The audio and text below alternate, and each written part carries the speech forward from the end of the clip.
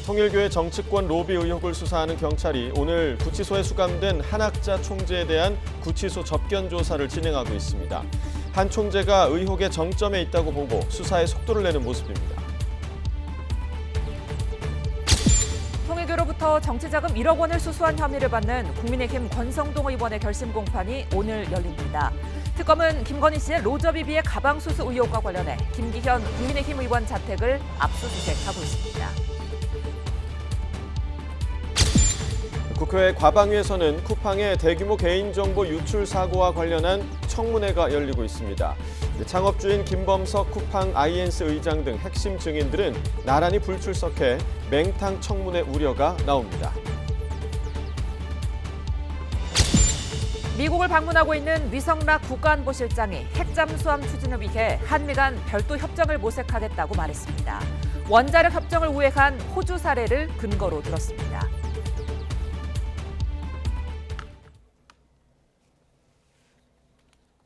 시청자 여러분 안녕하십니까? 수요일 뉴스나우 시작합니다. 통일교로부터 정치자금 1억 원을 수수한 혐의를 받는 국민의힘 권성동 의원의 결심 공판이 오늘 열립니다. 특검은 오늘 김건희 씨의 로저비비의 가방 수수 의혹과 관련해 김기현 의원 자택 등에 대한 압수수색에 나섰습니다. 취재기자 연결합니다. 안동준 기자. 네, 서울중앙지방법원입니다. 네, 권 의원 결심 공판 소식부터 전해주시죠. 네, 법원은 오늘 오후 2시 10분부터 정치자금법 위반 혐의를 받는 권 의원의 결심 공판을 진행합니다. 권 의원은 20대 대선을 앞두고 통일교 측으로부터 교단 현안을 국가 정책으로 추진해달라는 청탁과 함께 정치자금 1억 원을 수수한 혐의를 받습니다. 오늘 재판에서는 먼저 앞선 기일에 출석하지 않은 권 의원 보좌진에 대한 증인 신문과 피고인 신문이 진행될 예정입니다.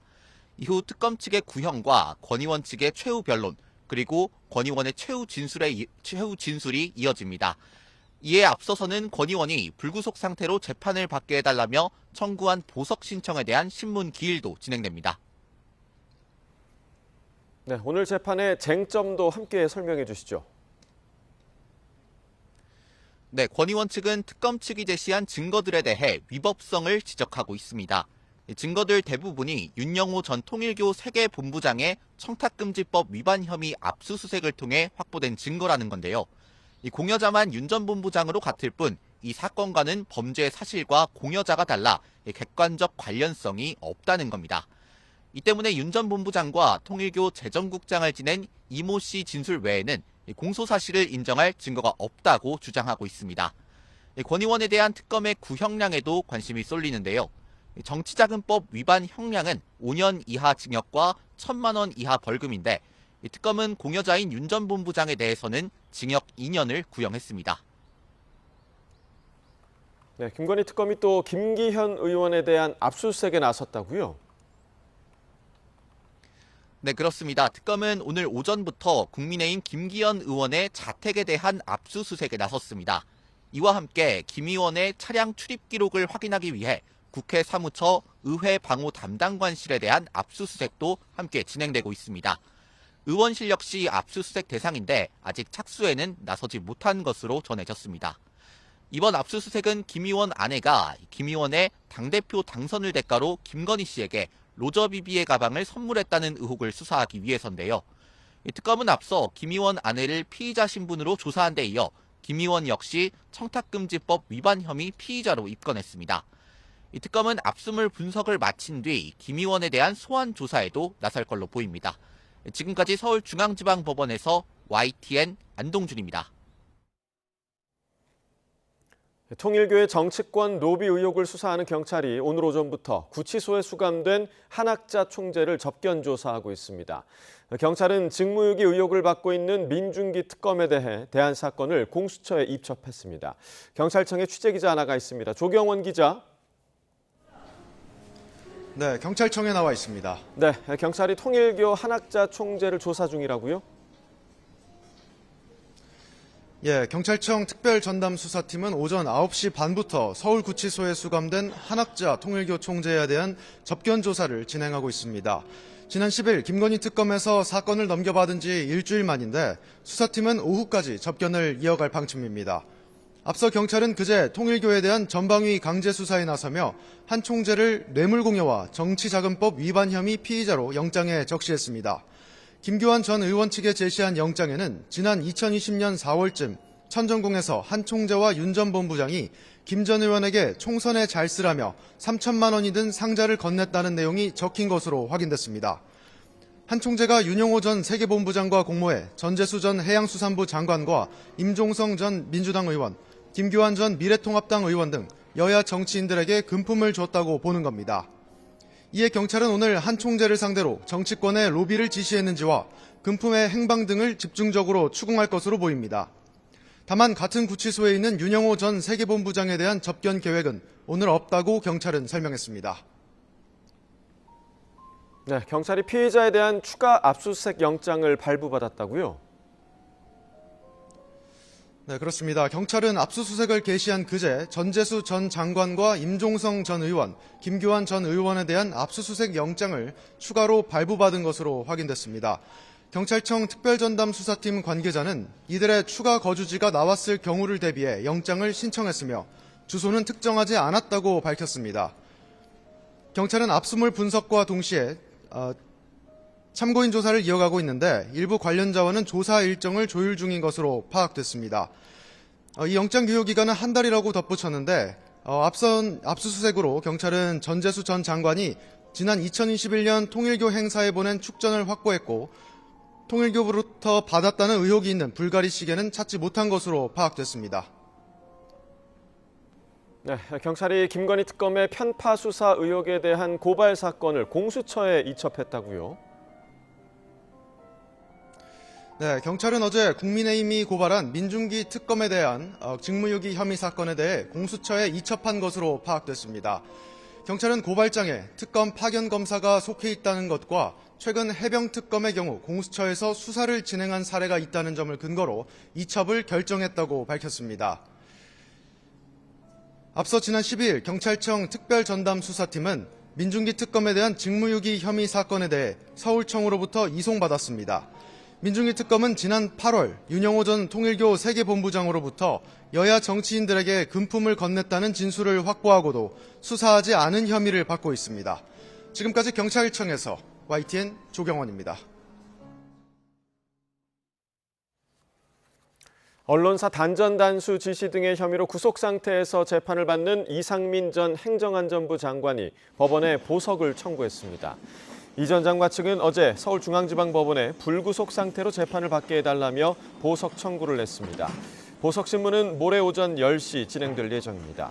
이 전 장관은 지난 8월 1일 내란 특검에 의해 구속돼 같은 달 19일 구속 상태로 재판에 넘겨졌습니다. 12.3 비상계엄 선포 직후 내란을 선동한 혐의를 받는 황교안 전 국무총리의 재판이 내년 1월에 시작됩니다. 서울중앙지방법원은 특수공무집행방해, 내란특검법 위반 등의 혐의로 기소된 황 전 총리의 1차 공판 준비 기일을 내년 1월 22일 오전 11시에 진행합니다. 공판 준비 기일에는 피고인 출석 의무는 없습니다. 황 전 총리는 비상계엄 선포 직후 자신의 SNS에 우원식 국회의장과 한동훈 당시 국민의힘 대표를 체포해야 한다는 내용의 게시글 등을 올려 내란을 선동한 혐의를 받습니다. 서부지법 폭동 사태 배후를 수사하는 경찰이 전광훈 사랑제일교회 목사 등에 대해 구속영장을 신청했지만 검찰이 반려했습니다. 경찰은 보완 수사를 거쳐 구속영장을 다시 신청한다는 계획입니다. 취재기자 연결합니다. 신규혜 기자, 구속영장 신청이 받아들여지지 않았다고요? 네, 서울경찰청은 전광훈 사랑제일교회 목사와 유튜브 채널 신의 한수 신혜식 대표에 대해 신청한 구속영장이 어제 검찰에서 반려됐다고 밝혔습니다. 경찰은 서울 서부지검에서 영장을 반려하면서 해당 사건에 대해 보완 수사를 요구했다고 설명했습니다. 지난 1월 발생한 서울 서부지법 폭동 사태를 수사하는 경찰은 전 목사 일가로 범위를 넓혀 수사를 진행해왔습니다. 전 목사는 신앙심을 내세워 가스라이팅을 하고 측근과 보수 유튜버들을 금전적으로 지원하는 방식으로 폭동을 부추긴 혐의를 받습니다. 경찰은 이 과정에 측근과 행동대화까지 이어지는 조직적인 명령 하달 계통이 있었던 것으로 보고 있습니다. 신 씨 역시 시위대의 법원 난입과 폭력 행위를 부추긴 혐의를 받고 있습니다. 경찰은 지난 9월 압수수색을 진행했고 이번 달 12일에 전 목사와 신 대표에 대해 구속영장을 신청했는데 영장에는 특수건조물 침입 교사, 공무집행방해 교사 혐의가 담겼습니다. 검찰이 보안 수사를 요구한 가운데 경찰은 기록이 넘어오는 대로 보안 수사를 진행한 뒤 영장을 다시 신청할 계획입니다. 지금까지 사회부에서 YTN 신기입니다. 국회 과학기술정보방송통신위원회가 쿠팡의 대규모 개인정보 유출 사고 관련 청문회를 진행하고 있습니다. 다만 창업주인 김범석 쿠팡 INC 의장 등 핵심 증인들이 나란히 불출석해서 맹탕 청문회 우려도 제기되는데요. 국회 연결해서 들어보겠습니다. 김철희 기자. 네, 국회입니다. 네, 개인정보 수천만 건이 유출됐는데 청문회에는 누가 출석했습니까? 네, 오전 10시부터 시작된 쿠팡 청문회에는 해롤드 로저스 쿠팡 신임 대표와 김명규 쿠팡이츠 대표 등이 모습을 드러냈습니다. 여야는 이들을 상대로 정보 유출 경위를 비롯해 보안 관리 실태, 책임 소재 등을 따지고 있는데요. 타이완과 한국의 보안 인증 수준이 다른 이유, 유출 사고 뒤 대포를 교체한 이유 등을 캐묻고 있습니다. 문제는 핵심 증인들의 부출석입니다. 먼저 창업주인 김범석 쿠팡 INC 의장은 해외에 머물고 있다. 글로벌 CEO라 일정이 많다는 핑계로 불출석 사유서를 제출했습니다. 함께 증인으로 채택된 박대준, 강한승 전 대표도 이미 사임했다며 출석하지 않겠다고 알려왔습니다. 이에 과방위는 김범석 의장 등 불출석 증인들을 고발하기로 하고 동행명령장 발부 등도 논의하고 있습니다. 이외에도 국회 정무위에서는 개인정보를 유출하면 최대 매출의 10%를 과징금으로 부과하는 내용의 이른바 쿠팡법을 처리했습니다. 네, 그리고 내란 전담 재판부 설치법도 여전히 뜨거운데 이 여권의 법안 처리 시한은 정해졌습니까? 네, 어제 의총에서 내란 전담 재판부 설치법을 수정하며 한 발 뒤로 물러섰던 민주당은 연내 처리 방침이 뚜렷합니다. 당장 오는 21일 본회의 개최를 국회의장에게 요구하고 있는데 본회의가 열리게 되면 관련 수정안을 1순위로 처리한다는 계획입니다. 앞서 수정안에는 단서 조항을 넣어 이미 진행 중인 재판은 기존 재판부가 계속 맡도록 했고 재판부 구성 과정에서도 법무부나 헌재를 배제하고 대법관 회의를 거쳐 대법원장이 임명하도록 정했습니다. 이에 대해 정청래 대표는 오늘 강원도 현장 최고위에서 법사위 원안에도 문제는 없었다면서도 수정안을 당론으로 추진한다고 밝혔습니다. 직접 들어보겠습니다. 12.3 내란 청사는 이제부터 진짜 시작입니다. 내란 전담 재판부 설치도 궁극적으로 따지고 보면 저희들 사법부가 자초한 일이다. 다만 진보 진영 내부 반발은 변수로 꼽힙니다. 진보 성향 시민단체가 오늘 오후 1심부터 전담재판부를 설치하고 조희대 사법부의 추천권을 박탈하라며 당사합 농성을 예고한 가운데 법안 처리 속도에 영향을 줄지 주목됩니다. 네, 여권 내부뿐 아니라 야권의 반발도 여전한데 국민의힘과 개혁신당이 모처럼 연대에 나섰다고요? 네, 거침없는 여권 광공에 보수 성향 야당들은 대동단결 한 목소리를 내고 있습니다. 먼저 국민의힘은 아무리 법을 수정해도 위헌이란 본질은 그대로라며 내란 재판부에 거듭 선을 그었습니다. 원내핵심 관계자도 YTN과의 통화에서 우리 편을 배당하겠다는 본질은 그대로라며 정치 편향 판사들이 재판에 영향을 주겠다는 의도라고 해석했습니다. 개혁신당 이준석 대표도 아침 라디오에 출연해 보거독을 30%만 제거하겠다는 건데 보거독은 조금만 들어가도 치사량이라고 비판했습니다. 공조에 들어간 양당은 통일교 특검 앞에서도 손을 맞잡았습니다. 두 당 원내대표는 오전에 회동했는데 모두 발언 먼저 차례로 들어보겠습니다. 통일교 게이트를 국민 앞에 명명백백히 밝히기 위해서는 특검 외에는 다른 방법이 없습니다. 더불어민주당이 당당하다면 통일교 특검을 거부할 이유도 명분도 없습니다. 30분 넘게 회동을 이어간 두 원내대표는 기자들과 만나 대부분 사안의 뜻이 모였다.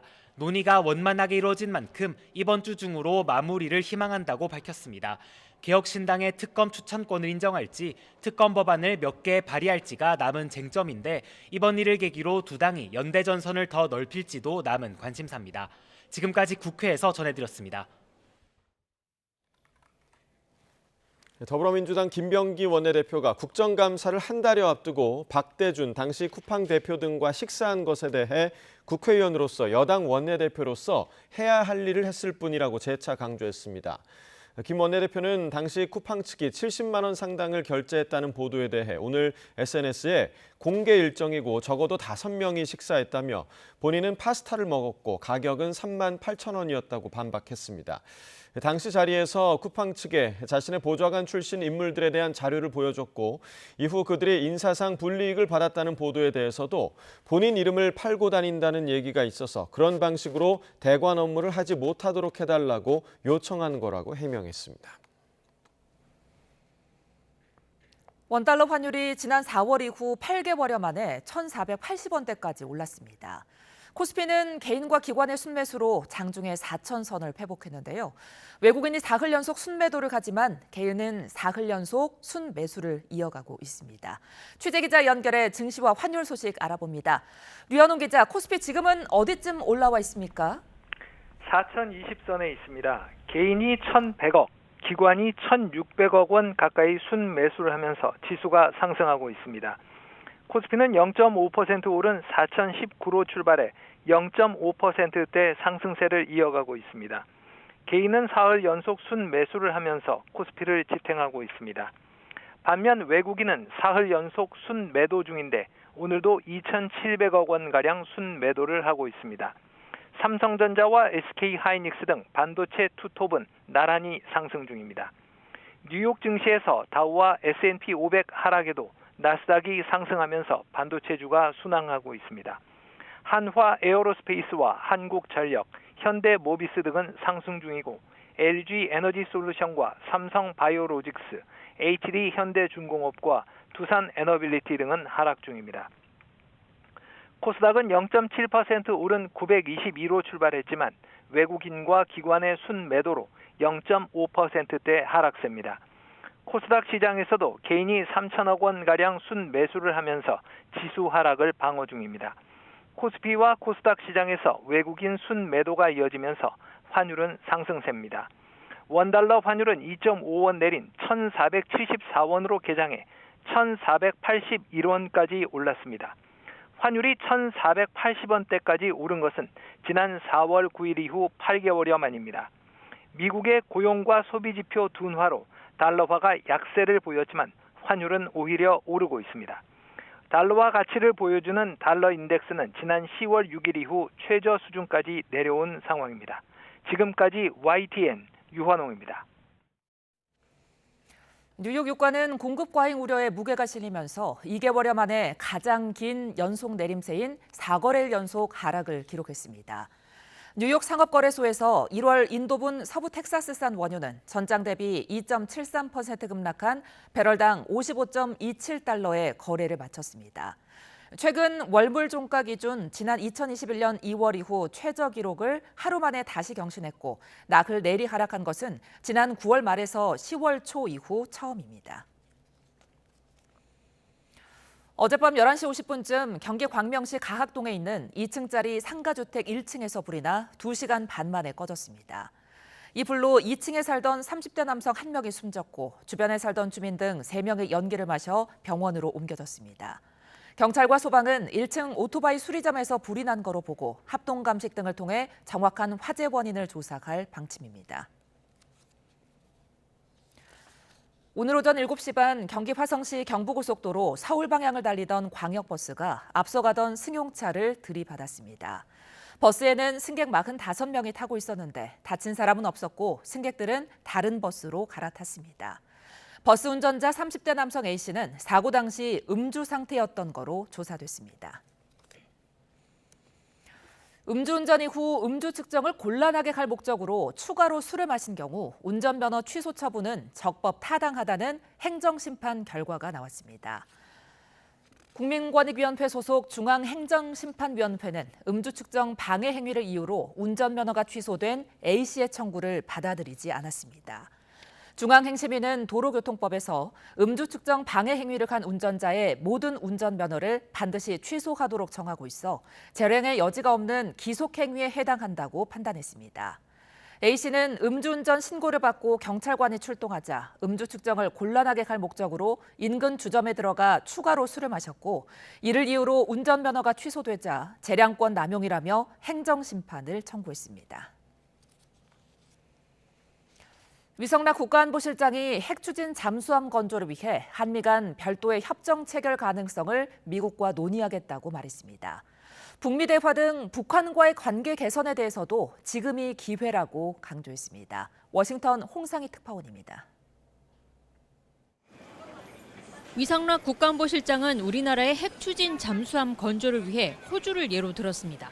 미국과 원자력 협정을 맺고 있는 호주도 미국 대통령이 군용 핵물질 이전을 허가할 수 있다는 원자력법 91조에 근거해 별도 협정을 체결해 핵잠 추진에 나섰다는 겁니다. 호주의 경우는 미국의 원자력법의 91조에 따른 예외를 부여했고 그러려면 양자 간의 어떤 합의가 따로 필요합니다. 우리한테도 그게 필요할 수 있기 때문에 그 가능성을 협의해 보겠습니다. 우리도 한미 원자력 협정에서 규정하고 있는 핵물질의 군사적 사용 금지를 우회할 수 있도록 미국과의 별도 합의를 제안하겠다는 의미로 풀이됩니다. 마코 루비오 국무장관 겸 백악관 국가안보보좌관은 물론 크리스 라이트 에너지부 장관도 만나 핵잠 건조, 우라늄 농축과 사용 후 핵연료 재처리에 대한 이행 방안을 집중 논의할 계획입니다. 위 실장은 가던 길을 멈추고 북한과의 대화 추진을 위해 지금이 기회라고 강조하기도 했습니다. 한미 간에는 미국의 여러 동맹 중에 지금 괜찮은 분위기가 형성되는 건 사실이지 않습니까? 네. 기회라면 기회입니다. 이런 분위기 속에서 북한 관계도 잘 풀어나가야 하는 거고. 북미 대화가 미국의 우선순위에서 밀려났다고 보지 않는다며 한반도 주요국과의 관계 진전에 이어 이번에는 유엔과도 접촉해 대북 관계에서도 진전을 기해보겠다고 말했습니다. 외교부와 통일부의 대북 정책 주도권 갈등은 NSC에서 토론을 거쳐 정리한 것이 이행되지 못했다며 아쉬움을 나타냈습니다. 북한이 일체의 대화를 거부하고 있는 가운데 우리 정부가 북한을 대화 테이블로 끌어내기 위한 강력한 한미 공조를 강조하면서 미국이 북미 대화에 대해 어떤 반응을 보일지 관심입니다. 워싱턴에서 YTN 홍상입니다. 김정은 북한 국무위원장이 김정일 국방위원장 14주기를 맞아 시신이 안치된 금수산 태양궁전을 참배했다고 조선중앙통신이 보도했습니다. 참배에는 박태성 내각총리와 최룡해 최고인민회의 상임위원장, 조용원 당 조직비서를 비롯해 당 정치국 위원들도 참석했습니다. 통신은 전체 참가자들이 위대한 장군님의 애국업적을 전면적 국가부흥의 장엄한 새 전기로 빛내어가는 김정은 동지의 사상과 영도를 일심 충성으로 받들어 나갈 굳은 맹세를 다짐했다고 전했습니다.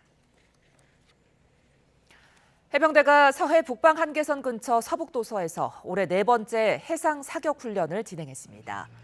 서북도서 방위사령부는 백령도 해병대 6여단과 연평부대가 북방 한계선 이남 우리해역에서 K9 자주포를 동원해 사격 훈련을 했다고 밝혔습니다. 지난 9월 이후 석 달 만에 진행된 이번 훈련에선 100여 발을 사격했는데 해병대는 연례적, 방어적 성격의 훈련이라고 설명했습니다. 강경화 주미대사가 트럼프 미국 대통령에게 신임장을 제정했습니다. 강 대사는 현지 시간 16일 워싱턴 DC 백악관에서 열린 신임장 제정식에 참석해 트럼프 대통령과 환담하고 신임장을 제정했습니다. 트럼프 대통령은 강 대사와의 환담에서 이재명 대통령의 안부를 물은 거로 전해졌습니다. 신임장 제정식은 새로 부임한 대사가 자신을 파견하는 국가의 원수로부터 받은 신임장을 주재국 정상에게 전달하는 행사입니다. 미국의 지난달 실업률이 4년 만에 최고 수준으로 올라가며 고용 상황이 악화하고 있습니다. 일자리가 줄어들자 미국 경제의 핵심인 소비도 타격을 받아 10월 소매 판매는 정체 현상을 보였습니다. 뉴욕 이승윤 특파원입니다. 미국의 11월 실업률은 4.6%로 4년 만에 최고 수준을 기록했습니다. 전임 바이든 행정부 시절인 2023년 4월 54년 만에 최저치인 3.4%를 기록한 실업률이 트럼프 행정부 들어 관세 부과 이후 고공 상승 중인 겁니다. 여기엔 10월과 11월에 걸쳐 역대 최장인 43일 동안 이어진 미국 연방정부 셧다운, 일시 업무 정지의 영향도 있었던 것으로 풀이됩니다. 지난 10월 미국의 비농업 일자리는 15만 명 이상의 연방정부 공무원 퇴직이 반영되면서 전월 대비 10만 5천 건 감소했습니다. 고용이 흔들리자 미국 경제의 핵심인 소비 역시 여름 시즌의 호조 이후 관세로 인한 물가 상승과 경제 불확실성 우려 속에 정체 현상을 보였습니다. 전체 소비 가운데 상품 판매 실적을 주로 집계하는 소매 판매는 10월에 1,080조 원으로 전월 대비 증감에 변동이 없었습니다. 증가율 0%는 9월 조정된 증가율 0.1%보다는 낮은 것으로 최근 5개월 새 최저 수준입니다. 고용과 소비 지표의 악화 소식에 다우존스 지수와 S&P 500 지수는 하락했습니다. With regard to the jobs data, inflation, the stock market is still pricing in a fair amount of uncertainty in terms of some questions are still unanswered, and it's waiting for those answers to find full footing. AP통신은 미국 가정이 관세로 식료품과 임대료 등 물가가 상승한 데 어려움을 겪으면서 지출을 줄인 상황을 시사한다고 짚었습니다. 경제 전문가들은 미국 내 고용 약화로 소득은 줄고 관세로 물가는 올라 구매력도 감소하면서 미국 경제의 70%를 떠받치는 소비가 흔들리고 있다고 지적했습니다. 뉴욕에서 YTN 이승윤입니다. 미국 노동시장 둔화의 백악관은 일시적 현상일 뿐이라며 다시 좋아질 거라고 밝혔습니다. 물가 상승의 책임을 전임 바이든 행정부에 돌리며 기준금리 인하 압박도 반복하고 있습니다. 워싱턴에서 신윤정 특파원입니다. 케빈 해싯 백악관 국가경제위원장은 최근의 실업률 증가는 연방정부 구조조정에 따른 일시적인 현상이라고 밝혔습니다. 명예퇴직한 연방공무원 25만여 명이 민간 일자리를 찾고 있는 만큼 성공적인 재취업으로 이어지면 실업률이 다시 낮아질 거란 겁니다. We saw an uptick in the unemployment rate, but we also saw an uptick a few months in a row of labor force participation. So I think those government workers are out there looking for jobs. 트럼프 대통령의 공급 확대 정책 덕분에 성장 기반이 유지되는 만큼 문제 없다고 설명했습니다. 해싯 위원장은 이번에 발표된 일자리 수치 등을 놓고 트럼프 대통령과 1시간 반 정도 대화했다며 결론은 금리가 더 낮아질 수 있다는 거라고 강조했습니다. 트럼프 행정부는 물가 문제에 집중하고 있다는 점을 연일 강조하면서 생계비 부담 상승의 책임을 전임 바이든 행정부에 돌리고 있습니다. JD 벤스 부통령은 한술 더 떠 바이든 행정부 시절 불법 이민자들이 대거 유입돼 주거비가 치솟았다며 국경 통제를 더 강화하겠다는 엉뚱한 처방을 내놨습니다. If you have fewer people, fewer illegal aliens trying to buy homes, that means American citizens are going to finally be able to afford a home again. 트럼프 대통령은 현지 시간 17일 밤 대국민 연설에 나서겠다고 예고했는데 집권 2기 첫 해에 이룬 국정과제 성과를 거듭 부각할 것으로 전망됩니다. 백악관은 고용과 소비 지표 둔화가 일시적이라면서도 취임 1년이 다 되도록 전임 정부 탓만 반복하고 있어서 시장의 우려가 가실지는 의문입니다. 워싱턴에서 YTN 신윤정입니다. 집권 2기 최저 지지율을 나타내고 있는 트럼프 미국 대통령이 내일 대국민 연설에 나섭니다. 트럼프 대통령은 소셜미디어를 통해 미 동부 시간 기준 17일 밤 9시, 우리 시각 18일 오전 11시 백악관에서 생중계로 대국민 연설을 할 계획이라며 그때 여러분을 만나길 기대한다고 썼습니다. 그러면서 올해는 미국의 대단한 해였으며 최고는 아직 오지 않았다고 덧붙였습니다. 대국민 연설의 주제는 언급하지 않았는데 집권 2기 출범 첫 해에 이룬 국정과제 성과를 부각하고 내년에는 미국 경제가 더 나아질 거란 내용이 될 거로 전망됩니다. 트럼프 미국 대통령이 CBS 방송의 보도에 불만을 표시하며 모 회사인 파라마운트의 워너브라더스 디스커버리 인수전에서 불리한 결정을 내릴 수도 있음을 시사했습니다. 트럼프 대통령은 현지 시간 16일 올린 SNS 글에서 내가 CBS의 새 소유주들과 친하다고 생각하는 사람들에게 말하건대 CBS의 60분 프로그램이 나를 어느 때보다 더 나쁘게 대했다고 주장했습니다. 또 CBS와 파라마운트를 가리켜 그들이 친구라면 내 적들은 도대체 어떨지 생각하기도 싫다고 적었습니다. 해럴드 로저스 쿠팡 임시대표가 대규모 개인정보 유출 사태와 관련해 보상 방안을 검토하고 있다고 밝혔습니다. 로저스 대표는 오늘 국회에서 열린 과학기술정보방송통신위원회 청문회에서 내부적으로 보상안을 검토하고 있다면서 조사 결과와 함께 책임감 있는 보상안을 마련해 발표하겠다고 밝혔습니다. 또 김범석 의장이 이번 사건에 대해 사과할 마음이 있는지 묻는 질문에는 그런 대화를 나누지는 않았다고 답했습니다. 이찬진 금융감독원장이 자산운용업계에 단기 유행에 편승한 상품 쏠림과 제살 깎아먹기식 경쟁을 강도 높게 감독하겠다고 밝혔습니다. 이 원장은 서울 여의도 금융투자협회에서 20개 자산운용사 최고 경영자가 참석한 간담회에서 상품 쏠림과 과열 경쟁을 우려하며 이같이 말했습니다. 지난해 육아휴직을 시작한 사람이 역대 가장 많았습니다. 또 아빠의 육아휴직 사용률은 처음으로 10%를 넘었습니다. 국가데이터처가 발표한 지난해 육아휴직 통계를 보면 지난해 육아휴직을 시작한 사람은 20만 6천여 명으로 1년 전보다 4% 증가했습니다. 이는 종전 최대였던 2022년 20만 2천여 명을 넘어 역대 가장 많은 육아휴직입니다. 지난해 태어난 아이의 육아휴직 사용률은 34.7%로 1.7% 상승한 가운데 아빠는 10.2%, 엄마는 72.2%로 나타났습니다. 특히 아빠의 육아휴직 사용률은 2.7%포인트 상승하면서 처음으로 10%를 넘었습니다. 국가데이터처는 육아휴직과 사용률이 지속적으로 증가하고 있는 것은 육아휴직 문화가 빠르게 확산하고 제도적 뒷받침도 영향을 준 것으로 분석했습니다. 윤석열 정부가 도입한 AI 디지털 교과서 활용률이 평균 8%에 그쳤다는 감사 결과가 나왔습니다. 감사원은 교육 현장 의견 수렴이나 시범 운영 없이 무리하게 사업을 추진했기 때문이라고 지적했습니다. 취재기자 연결하겠습니다. 나혜인 기자, 감사원 감사 내용 자세히 전해주시죠. 네, 감사원이 윤석열 정부가 추진한 AI 디지털 교과서 도입 과정을 들여다본 교육부 감사 결과를 공개했습니다. 이번 감사는 지난 2월 국회의 요구에 따라 시행됐습니다. 감사원은 교육부가 공론화나 준비 절차를 제대로 밟지 않고 AI 교과서를 도입해서 교육 현장에 혼란을 초래했다고 지적했습니다.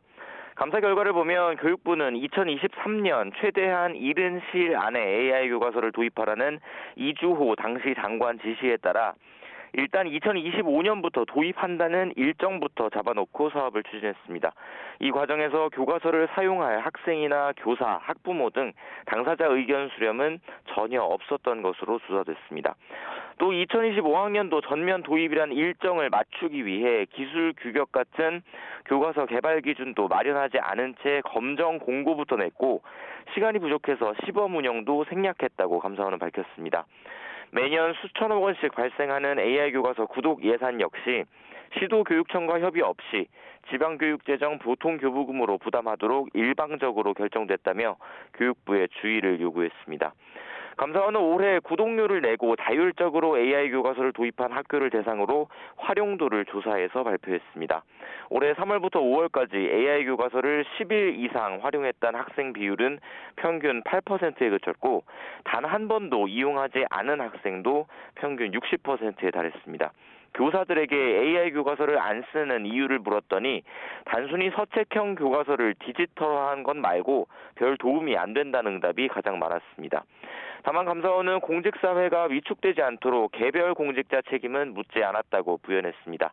정부 정책 결정의 옳고 그름, 즉 당부를 직무감찰 대상에서 제외하는 정책감사 폐지 원칙을 내부 규칙에 명시했고 불가피한 경우에도 객관적인 사실관계 확인에 중점을 둬 잘잘못을 따지는 감사로 비치지 않도록 하겠다고 강조했습니다. 다만 정책 결정 과정에서 사익을 추구하거나 특혜 같은 불법, 부패 행위에는 예외 없이 책임을 묻겠다고 단서를 달았습니다. 지금까지 감사원에서 전해드렸습니다.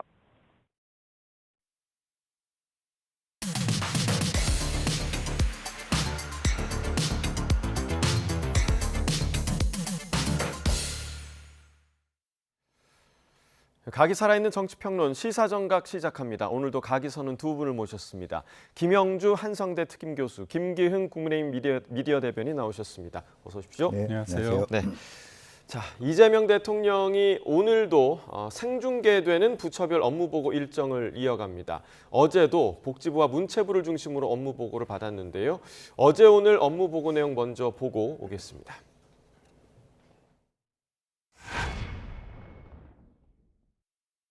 근데 이거 옛날에는 이걸 미용이라고 봤는데 요새는 생존의 문제로 받아들이는 것 같은데요? 네, 그런 경향이 있습니다.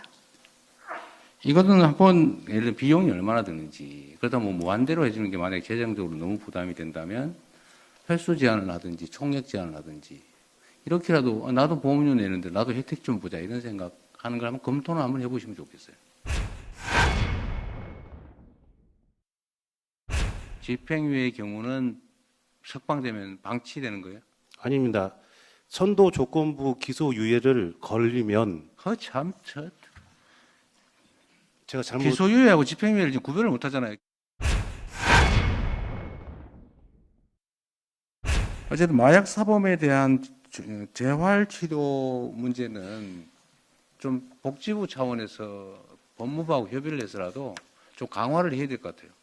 갔다가 이게 감옥 갔다 나오면 다 다시 한다는 거 아닙니까? 제가 며칠 이렇게 업무 보고를 하다 보니까 제가 미리 얘기하잖아요. 모르는 건 당연하다. 칭찬받을 일은 아니지만 그렇게 비난할 일도 아니다. 상사의 판단을 도와줘야죠. 그게 부하의 보좌 책임을 다하는 거 아닙니까? 그래서 행정 영역에서는 허위보고 오이 절대 하면 안 돼요. 제가 수없이 얘기하지 않습니까? 애매한 표현 하지 말라고. 차라리 모른다고 하세요. 누가 제가 모른다고 야단쳤습니까? 자, 지난주에 있었던 업무보고에 이어서 어제 오늘도 여러 좀 주목할 만한 장면들이 좀 나왔습니다. 일단 어제 가장 주목받았던 부분은 복지부 업무보고에서 그 탈모약과 관련해서 이 탈모약에 대해서 건강보험 적용을 한번 검토를 해봐라라는 대통령의 주문이 있었던 건데 이 부분 좀 어떻게 보셨어요? 우선 이것은 뭐 이재명 대통령의 공약이었다는 측면에서 공약에 대한 이행의 의지를 표명했다. 저는 그렇게 생각이 들고요.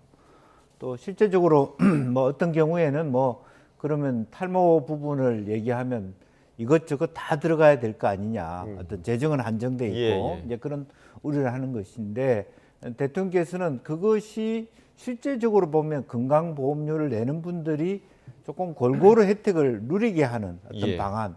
근데 최근에 들어서는 어쨌든 탈모라는 게 굉장히 일반인들이 굉장히 고충을 겪는 부분이 되어버렸기 때문에 사치의 문제가 아니다라는 측면에서 한정된 재원이라도 그러니까 횟수 제한을 하든 뭐 조건을 까다롭게 하든 좀 시범적으로 한번 해보자. 라는 의미였다라고 생각이 들고요. 또 그런 의미에서 그것도 뭐 어쨌든 그 공약이 만들어졌다는 것은 사전에 그런 여러 가지 당에서든 어쨌든 내부적인 디베이트가 있어 왔다는 측면에서는 저는 긍정적으로 볼 필요가 있다 그렇게 보여집니다. 이와 관련해서 이제 야권에서는 뭐 탈모의 우선순위를 암보다 높여야 하냐 이런 볼멘 소리도 나왔고 또 이번 그 이야기를 두고서 그 모퓰리즘이라는 그런 단어도 나왔더라고요. 좀 어떻게 보십니까? 그러니까 우선적으로 이재명 대통령께서 이 탈모 관련해서 공약을 한 건 2022년입니다. 그런데 이번에 올해 대선 관련해서는 공약으로 하지 않으셨거든요. 근데 만약에 공약이라고 한다면 저는 인수위 성격에서 그거를 논의를 하고요. 내년도 예산안에 반영이 돼야 되잖아요. 그런데 그게 아니라 지금 건보 재정 봤을 때 내년부터가 적자고요. 2030년대는 기금이 다 소진된다고 합니다. 제한된 재정 가지고 해야 되는데 문제는 지금 의학적으로 원형적 탈모라는 부분이 있습니다. 이 부분은 건보 재정이 되고 있어요. 그리고 비만 얘기도 하셨지만 비만 관련해서 그걸 질환으로 볼 것인가 여러 가지 논란이 있는데 그것도 이제 수술적으로 절제적으로 수술적 하는 부분은 또 건보 재정이 지원을 합니다. 그렇기 때문에 모든 것들을 이제 그 소위 말해서 문턱을 낮추거나 그랬을 때 재정이 많이 소요될 수밖에 없다는 지점을 말씀드렸는데 저는 이게 인수위 성격이 아니라 업무 보고라 한다면 내년도 예산에 충분히 반영될 수 있는 시기는 이미 지났다. 그렇다면 시스템적으로 업무 보고를 통해 가지고 뭔가 다 짜여진 상황이 있는데 국정의 우선순위나 아니면 본인이 생각했던 것들을 이렇게 본인은 선의를 가지고 얘기하겠지만 받는 사람 입장에서는 툭툭 던진다고 했을 때 아무래도 대통령이 말하는 게 검토라고 얘기를 하지만 사실상 그거에 대해서 반영이 돼야 되는 부분이 있거든요. 그리고 저는 이재명 대통령께서 한편으로서는 좀 깨가 있는 것 같습니다. 20, 30대나 이제 사람들이 원하는 것들을 말씀을 하시는데 재정적인 것 때문에 그걸 쉽게 하기는 힘들거든요. 그래서 내년 지방선거를 앞두고 나는 이렇게 신경을 썼는데 현실적으로는 좀 어려움이 있다.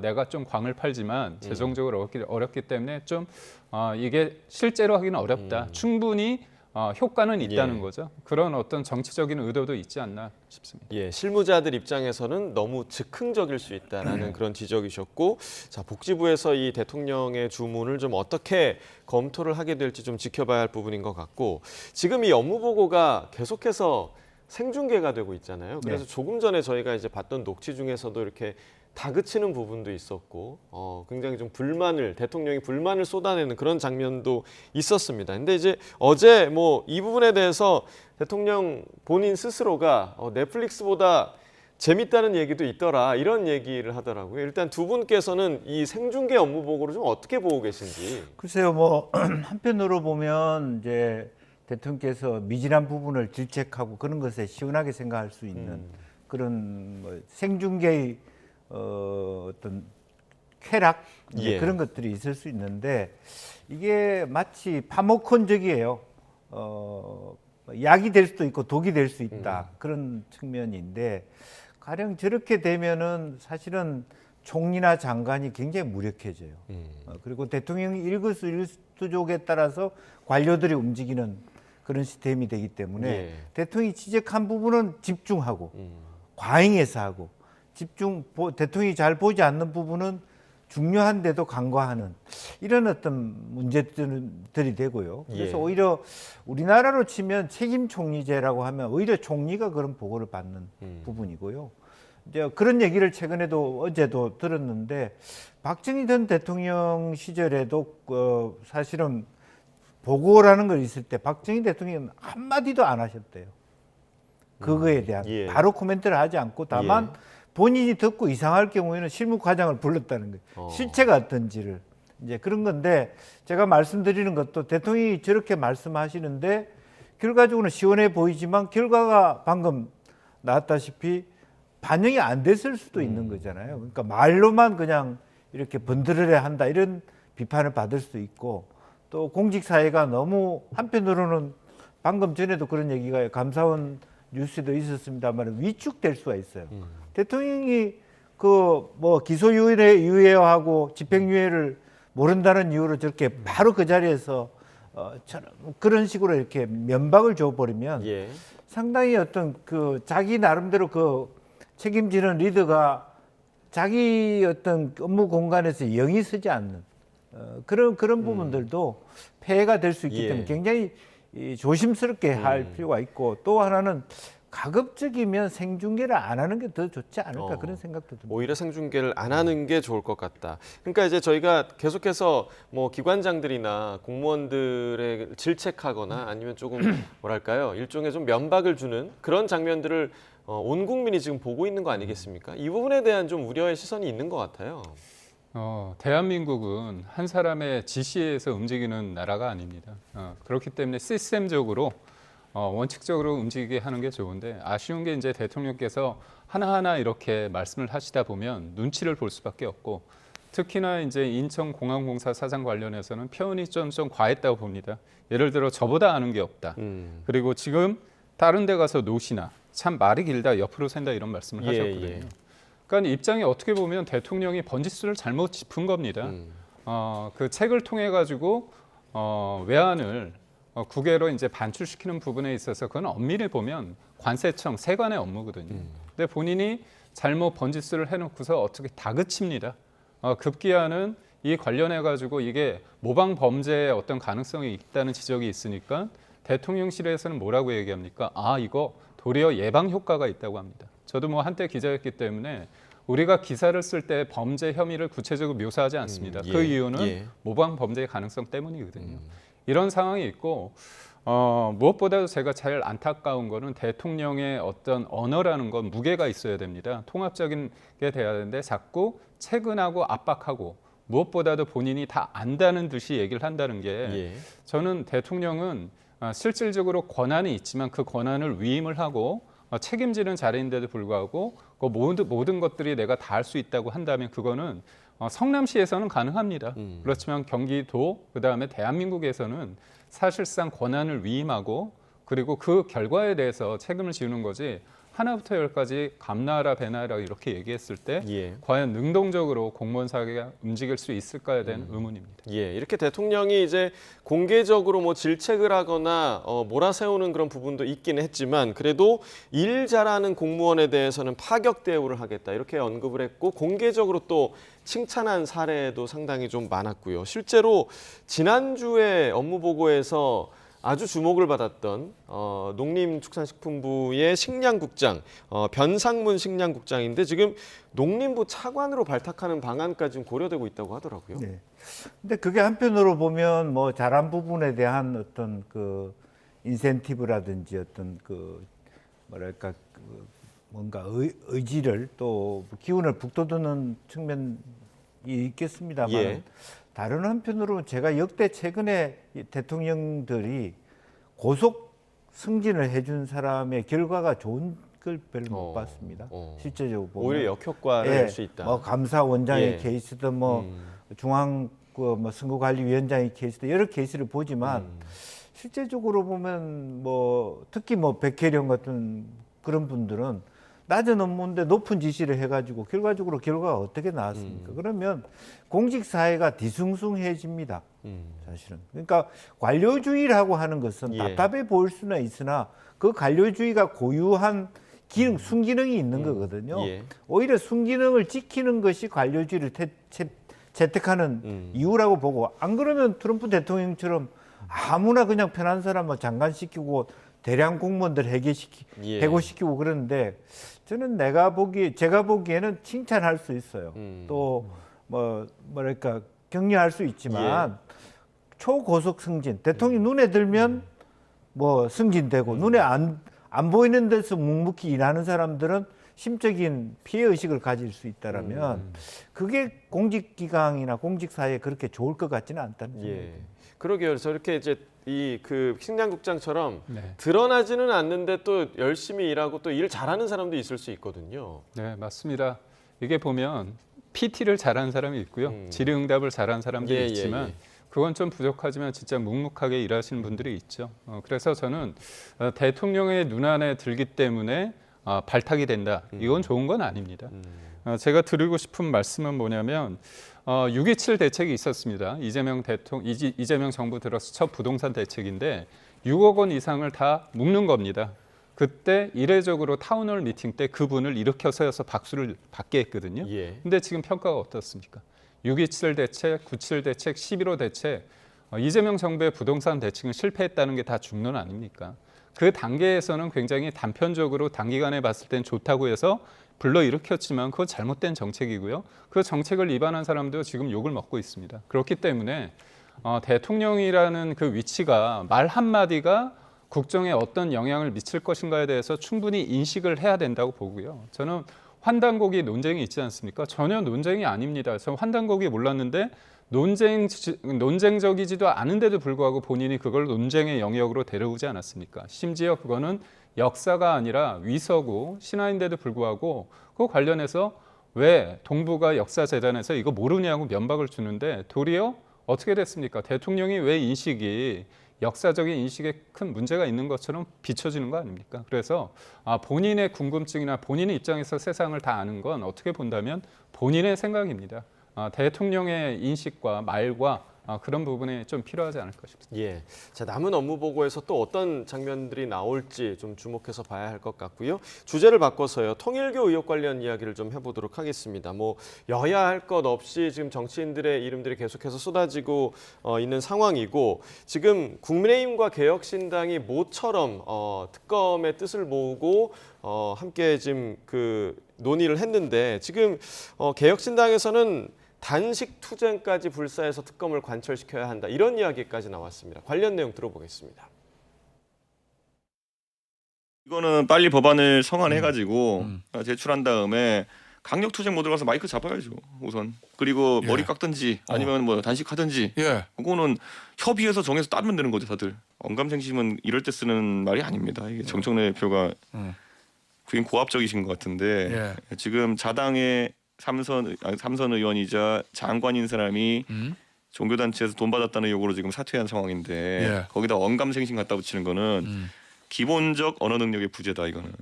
우리 국민들이 특검을 바라는 여론이 높아지면 그럼 국민들한테 언감생심이라고 할 겁니까? 자, 정치인들의 삭발이나 단식은 아주 큰 의미를 갖고 있지 않겠습니까? 네, 뭐 과거에 뭐 드루킹 특검이나 여러 가지 어떤 단식이나 뭐 그런 부분에서 일정 정도 뭐 성과를 얻어낸 뭐 그런 부분도 없지 않아 있습니다. 이제 있는데 저는 정치인들이 최근에 너무 마음이 급한 것 같아요. 사실은 뭐 예컨대 뭐 전재수 전 장관이 돈을 받았다는 의혹이 있으면 수사받으면 되거든요. 그러니까 수사가 미진했을 때 특검으로 갈 수 있다고 보여져요. 그런데 그거는 뭐 제치고 고의청이 받았으니까 바로 특검하자라고 하는 부분.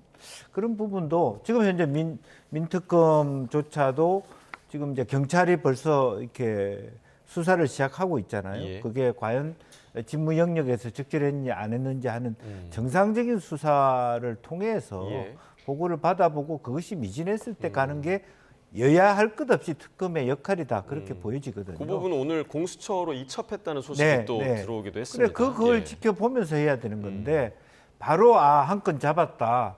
특검할 때까지 단식하자, 뭐 머리 깎자라고 하는 것은 사실은 역으로 보면 오히려 이준석 대표의 개인적인 어떤 이 공간에서 국민의힘과 함께 함으로써 얻어내는 어떤 생각들이 들어가 있는 거 아닌가 뭐 그런 생각을 갖게 됩니다. 지금 김 교수님은 일종의 이제 정치적 의도를 좀 분석을 해주셨고 너무 급한 거 아니냐라고 얘기를 해주셨는데요. 저희 급한 건 아니고요. 민중기 특검에서 이 진술을 들은 게 지난 8월 아닙니까? 근데 묵혔죠. 묵혔고 어떻게 보면 이첩도 하지 않았습니다. 그러다 언론에서 보도가 나오니까 부랴부랴 억지 춘향으로 제가 이첩을 했다고 봅니다. 근데 전재수 전 장관 플러스 임종성 전 의원도 여러 사람의 진술이 있는데 여튼 민주당 쪽 얘기는 침묵했던 겁니다. 단순히 이 문제뿐만이 아니라 쪼개기 후원 관련해서 혐의 내용에 국민의힘 쪽은 들어가 있는데 민주당 인사들은 다 뺐습니다. 심지어 통일교에서 당원을 어떻게 보면 늘리는 데 있어서 국민의힘뿐만이 아니라 민주당도 그 부분이 있었거든요. 다 진술이 있었습니다. 근데 하나가 아니라 제가 말씀드린 것은 세 케이스에 관련해서 다 한쪽으로 사실상 외눈박이처럼 한쪽의 것은 눈 감아 버린 거 아닙니까? 그런데 이번에 경찰로 입첩이 됐는데 엊그저께 압수수색 봤을 때 압수수색할 때 2시간 동안 들어가지 않았습니다. 통상적으로 변호사가 입회하면 그걸 진행할 수 있는데 그때는 들어갑니다. 들어가서 변호사가 들어왔을 때 그때 진행을 하는데 아예 문 밖에서 2시간 동안 있었고 기자들이 뭐라고 합니까? 그때 파쇄기가 돌아서 증거인멸의 가능성이 있었다는 거 아닙니까? 그리고 압수수색은 동시 압수수색을 합니다. 그런데 통일교 압수수색을 하고 나서 시차 2시간 후에 전세주 전 장관의 사무실을 압수수색했다는 거는 다 어떻게 보면 피할 것, 준비할 것을 다 주고서 한다는 거잖아요. 그런 측면에서 살아있는 권력에 대해서 지금의 경찰이 제대로 수사할 수 있을 것에 대한 국민적인 어떤 의혹이 있습니다. 그렇다면 특검의 본래 취지가 살아있는 권력을 제대로 수사하기 위해서 야당 쪽에서 문제 제기하는 거거든요. 그렇다면 이거야말로 특검을 할 이유가 분명하다고 보고 있고 특검의 두 방향은 통일교 관련된 것도 그렇지만 왜 민중기 특검이 이거를 사실상 묵혔는지 그 과정에서 이재명 대통령이 보고를 받았는지 그리고 한학자 총재를 만났는지 여러 가지를 좀 봐야 되고요. 무엇보다도 특검 그렇게 사실상 중독에 걸려있는 민주당이 특검이 만능이냐 이렇게 반발하는 거는 좀 궁색하지 않을까 싶습니다. 압수수색의 의지가 부족했다라고 지적을 해주셨고 지금 이 통일교와 연관이 있다는 정치인들 이름 나올 때마다 상당히 좀 파장이 이어지고 있는 상황인데 내년 지방선거에 출마할 것으로 예상되는 인물들의 이름도 언급이 되고 있습니다. 당사자들이 어떤 이야기를 하고 있는지 함께 들어보겠습니다. 천정궁에 방문한 것만 봤지 금품 전달을 본 건 아니다. 이제 이렇게 진술을 했다고 지금 알려져 있습니다. 저는 뭐 그 부분에 대해서는 더 예. 할 말이 없습니다. 제가 이미 말씀드린 것처럼 참 어이가 없다는 말씀 이상 더 이상 드릴 거 없다는 말씀 드립니다. 가기는 가셨어요? 천정궁? 제가 더 이상 말씀 안 드리겠다는 말씀드렸잖아요. 아니, 지금 예. 많은 의원들 이름이 예. 나오고 있는데요. 예. 이거는 더 명명백백하게 밝히기 위해서는 수사로 가야 된다. 그래서 저는 통일교 교리도 잘 모르고요. 예. 동네의 행사, 이 구청 마당에 그 구청 바로 옆에 건물에서 열린 행사라 제가 구에 열리는 행사는 다 참여하죠. 예. 예, 그래서 참여해서 의례적인 축사를 한 거고 어떠한 도움도 받은 적 없습니다. 네. 아마 안철수 의원님도 지역구를 하시기 때문에 예. 이건 뭐 당연히 아시는 내용인데 그냥 하시지 않았을까 싶어요. 지역구에 열리는 행사가 있는데 초대를 받으면 어떻게 지역구원이 안 갈 수 있습니까? 자, 이게 사실 정치권의 금품수수에서 시작된 부분이 지금 계속해서 통일교랑 조금이라도 접점이 있으면 지금 문제가 되는 그런 상황이 됐단 말이죠. 그러니까 축사를 했다, 뭐 영상 축사를 보냈다, 아니면 같이 한번 사진을 찍었다. 이게 어느 정도의 범위까지 문제가 된다고 봐야 하는지. 글쎄요. 오히려 정원호 구청장의 그 무게를 또 올려준 거 아닌가 싶습니다. 저는 솔직히 소위 통일교의 선화예고 리틀엔젤스 회관이 광진구에 있었습니다. 예. 그래서 지역구 의원할 때 통일교 행사에 가서 축사한 적이 있습니다. 문제는 지금 말씀하셨듯이 그런 것을 가지고 무슨 금품을 혹은 뭐 후원을 받았다든지 예. 그랬을 때 그게 법적인 문제가 생길 수 있는 건데 저는 가서 한 적이 있어요. 네, 그래서 그런 의미에서 지금 이제 정원호 구청장이 얘기했듯이 예. 공식적으로 뭐 그것이 이단이다 아니다 하는 건 종교 내적인 부분이고 지역에서 하는 행사에 지역의 국회의원이나 또 당협위원장이나 구청장이 가서 축사할 수 있는 것이죠. 이제 그런 부분을 좀 구분해서 말씀해 주셨으면 좋겠고요. 예. 이제 예를 들면 나경원 의원의 경우에는 좀 다른 건 지역의 행사에 간 것이 아니라 거기 안에 큰 궁전에 갔다는 것은 예. 좀 의미가 다르지 않습니까? 좀 전에 거기에 대해서 좀 대답을 좀 회피하는 네, 부분이 그래서 좀 있었어요. 아예 단호하게 나는 사실 안 갔다. 무건이다 안 갔다 예. 그러면 되는데 말을 안 하겠다라고 얘기하니까 오히려 더 의혹을 끊어내지 못하고 예. 부풀리고 있다는 그런 생각도 하게 됩니다. 예, 지금 뭐 통일교 관련해서 그 한일 해저터널 얘기가 네. 계속 나오지 않았습니까? 그래서 부산 지역 혹은 영남권 의원들에게 통일교에서 대대적으로 접촉을 했다는 얘기가 이제 많이 들리는데 영남권엔 사실 국민의힘 쪽 의원들이 상당히 네. 좀 많기 때문에 이 부분에 있어서 국민의힘은 조금 약간 좀 긴장하고 있지 않을까라는 생각도 좀 드는데요. 그러니까 통일교가 윤영호 전 본부장이 그렇게 얘기를 했죠. 양측에 다 어프로치했다. 예. 요즘 뭐 유행어라고 하는데 접근을 했다고 얘기했기 때문에 통일교 입장에서 국민의힘을 좋아하겠습니까? 민주당을 좋아하겠습니까? 간단합니다. 통일교 교세를 확장시키는 데 도움이 되는 세력을 좋아하겠죠. 그래서 정권을 잡은 쪽에 어떻게 보면 줄을 대려고 하는 거는 어떻게 보면 당연하다고 봅니다. 다만 그런 것들이 돈이 오가고 이권이 오고 가면 그게 불법인 거죠. 저는 지금 우리 그 시장님 말씀 저 전적으로 동의합니다. 저도 당협위원장이기 때문에 축사를 할 수도 있고 만날 수도 있겠죠. 근데 이재명 정부와 민주당이 통일교와 관련된 걸 다 악마화시켰습니다. 그러다가 민주당 쪽 인사들이 나오니까 지금 뒤늦게 그건 문제가 없다고 얘기하면 좀 말이 안 맞잖아요. 궁색하지 않습니까? 저도 당협위원장이기 때문에 모임이 있으면 가서 당연히 인사를 드리죠. 그렇죠. 그분들도 유권자 아닙니까? 예. 그런데 돈을 받는 부분이나 그런 거는 말이 안 된다고 보고 있고요. 그러니까 결국은 지금의 본질은 뭐냐? 통일교가 뭔가 불법적인 행위를 했는데 왜 국민의힘 쪽만 들여다보고 사정기관이 그거를 수사하고 기소했느냐가 본질입니다. 그렇기 때문에 특검을 통해서 살아있는 권력이 영향을 받았다면, 그리고 지금 통일교 입장에서는 지난 5월 달에 있는 대선에서 뻔히 누가 이길 것인가 보이지 않았습니까? 그렇다면 그 과정에서 저는 충분히 연이 있을 수 있다고 보고 윤영호 전 본부장의 녹취에 그게 있지 않습니까? 이재명 측에서 연락이 왔다. 어머니 만나려고 한다. 그런 얘기가 나오지 않았습니까? 정진상 쪽에 알아보겠다. 이런 내용이 나왔습니다. 그래서 저는 이재명 대통령께서 이례적으로 국무회의에서 2차례나 사실상 통일교 재단을 해산하겠다.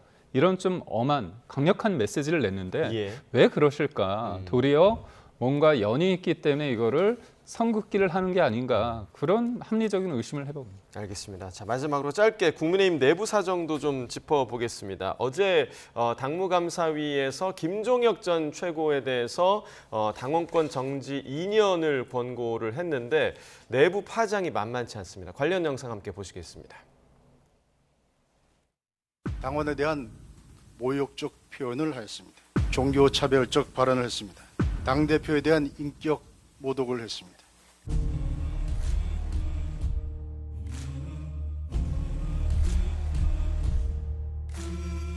민주주의를 돌로 쳐 죽일 수는 없다. 불편한 목소리를 침묵시키려는 의도라는 날선 반응이 나왔습니다.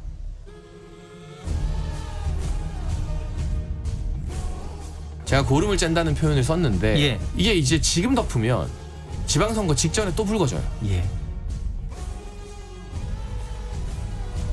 토끼가 달아날까 걱정하십니까? 돌아보고 이제 국민들께서 가라는 방향으로 저도 여러 고민들을 하겠습니다. 그것이 진정한 사과와 절연이라는 생각을 가지고 있습니다.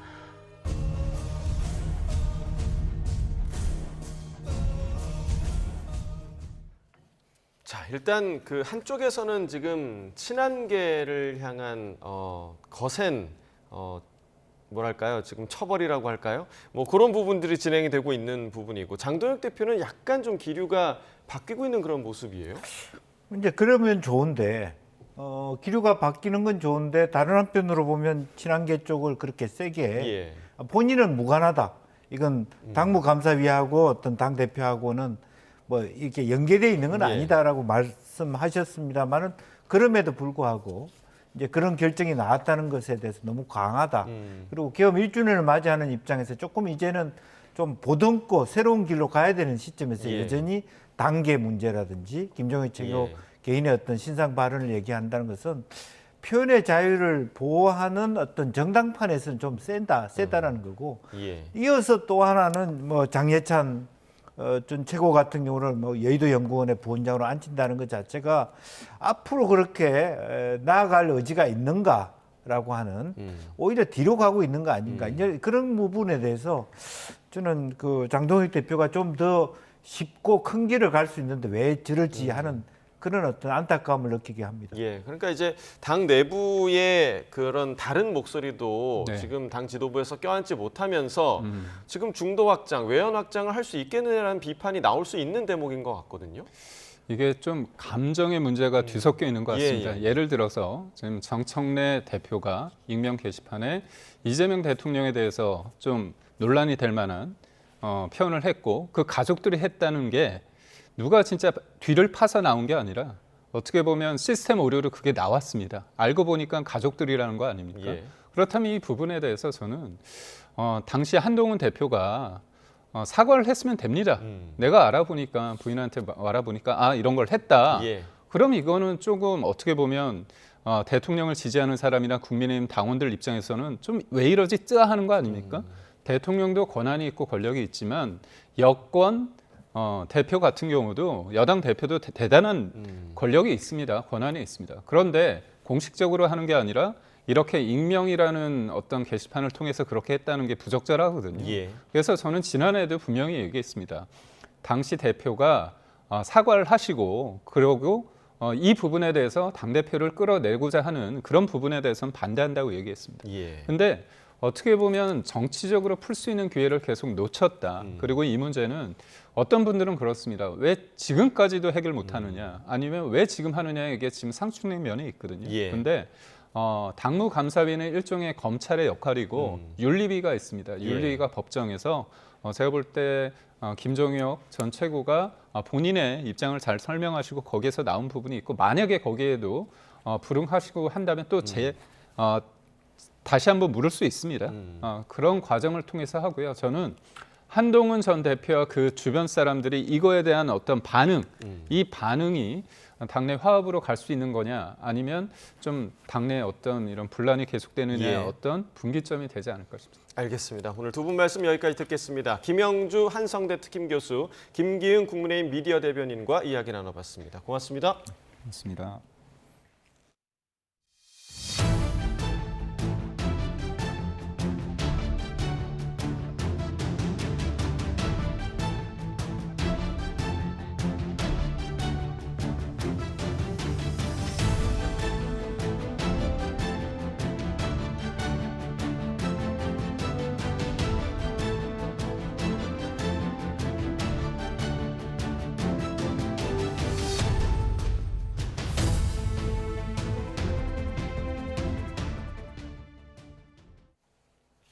네, 다음 소식입니다. 이번 주는 큰 추위는 없지만 초미세먼지가 증가하고 비도 자주 내리고 있습니다. 이렇다 보니 급성 편도염이나 독감 환자가 늘고 있는데요. 오늘도 대기 질이 좋지 않아 외출 시 호흡기 질환자는 주의가 필요할 것으로 보입니다. 취재기자 연결해서 자세한 내용 알아봅니다. 정혜윤 기자, 오늘 크게 춥진 않은 것 같은데 대기 질이 좋지 않다고요? 네, 오늘 호흡기에 안 좋은 초미세먼지 농도가 나쁨 수준을 보이는 곳이 많습니다. 서울이 현재 48마이크로그램으로 평소 2배 수준입니다. 그 밖에 인천과 경기를 비롯해서 충청과 전북, 대구 등도 초미세먼지 농도가 30에서 50마이크로그램 사이를 나타내면서 나쁨 수준을 나타내고 있는 곳이 있는데요. 오늘 대기가 정체하고 또 국내 오염 물질이 축적되면서 이들 지역을 중심으로 농도가 다소 높게 나타날 수 있습니다. 이 호흡기 질환자들은 이 외출 시에 보건용 마스크를 착용하시는 게 좋겠습니다. 특히 이번 주는 크게 춥지는 않지만 아침에는 영하권에 머무는 곳이 있고 또 낮에는 영상으로 기온이 오르면서 일교차가 큰 날씨가 이어지고 있습니다. 또 곳곳에 약한 비가 내렸다 그치기를 반복하면서 흐리거나 구름 많은 날씨가 나타나고 있습니다. 이런 탓에 면역력이 떨어지거나 몸의 상태를 최상으로 유지하기가 힘들 수가 있는데요. 최근 12월 들어서 기온 변화가 큰 날씨가 이어진 탓에 급성 편도염 환자가 지난달에 비해서 25% 이상 크게 늘었고 학생들의 독감으로 인한 호흡기 질환도 여전히 높게 나타나고 있습니다. 기상청은 당분간 큰 추위는 없지만 다음 주까지 큰 일교차 속에 주말과 성탄절 이후에는 전국에 또 비나 눈이 내리는 등 날씨 변화가 크겠다며 건강관리에 유의해달라고 당부했습니다. 지금까지 과학기상부에서 YTN 정혜윤입니다. 통일교의 정치권 로비 의혹과 관련해 경찰이 한학자 통일교 총재에 대한 접견 조사에 나섰습니다. 경찰청 특별전담 수사팀은 오늘 경기 의왕시 서울구치소에서 뇌물공여와 정치자금법 위반 혐의를 받는 한 총재에 대한 조사를 시작했습니다. 경찰은 한 총재가 여야 정치인을 대상으로 한 금품 로비의 최종 책임자로 보고 있습니다.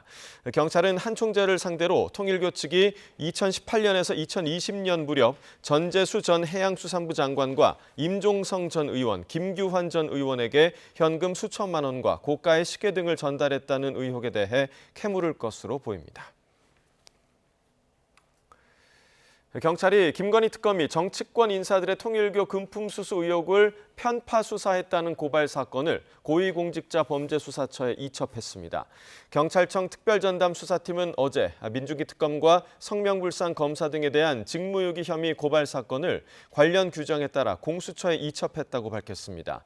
민중기 특검은 윤영호 전 통일교 세계본부장으로부터 여야 정치인들에게 금품을 건넸다는 진술을 확보하고도 수사를 하지 않은 혐의로 고발됐습니다.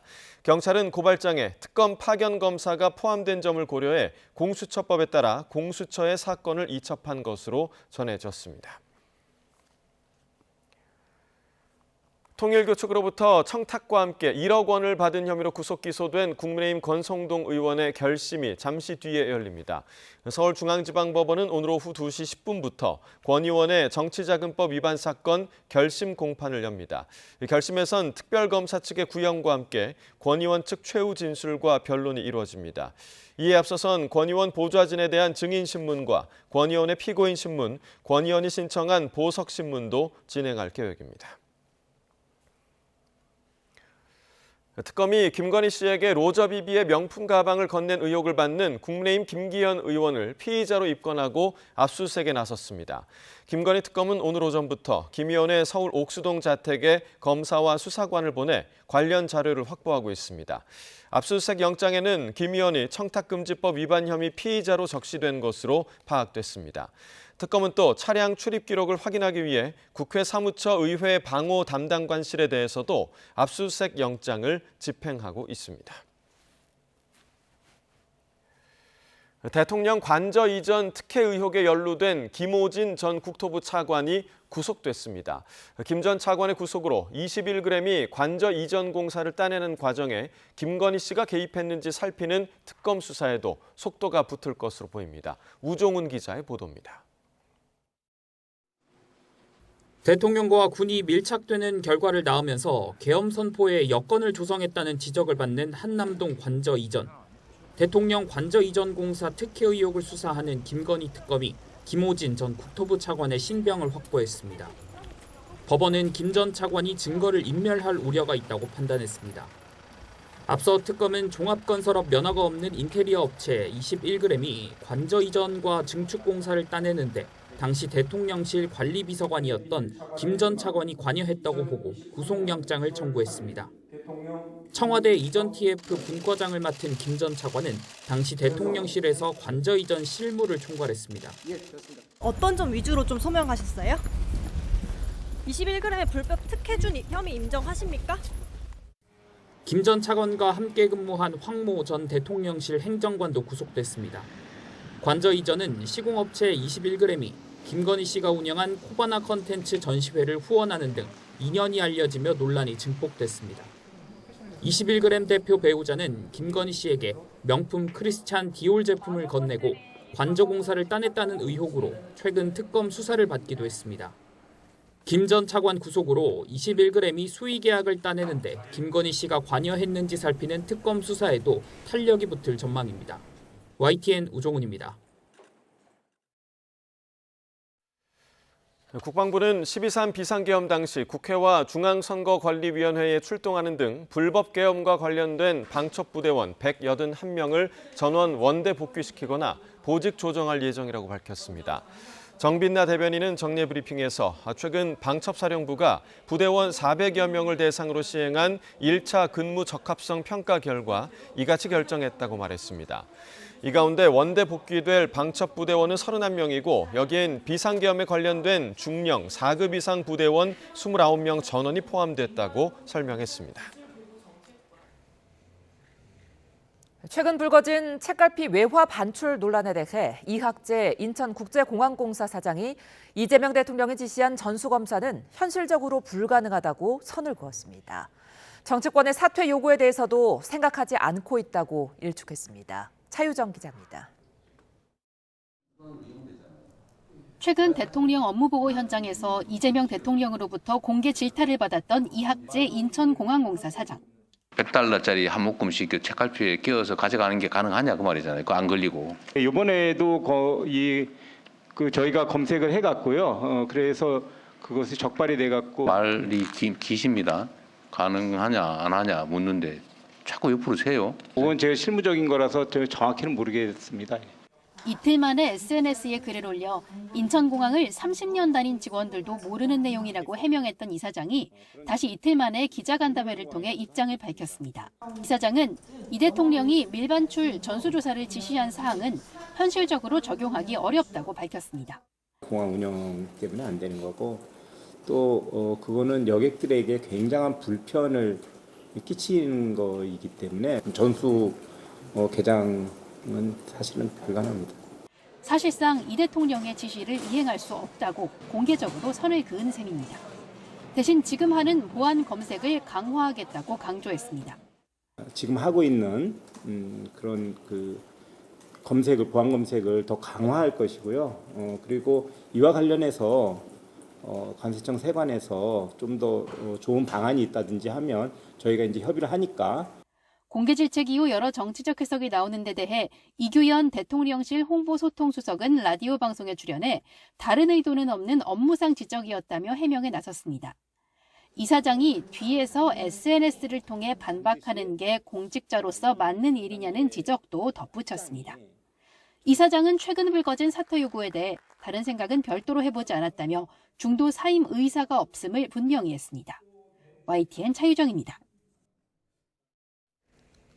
이재명 대통령은 지난 업무보고에서 지적했던 책갈피 달러 문제를 언급하며 업무보고 공개 필요성을 다시 강조했습니다.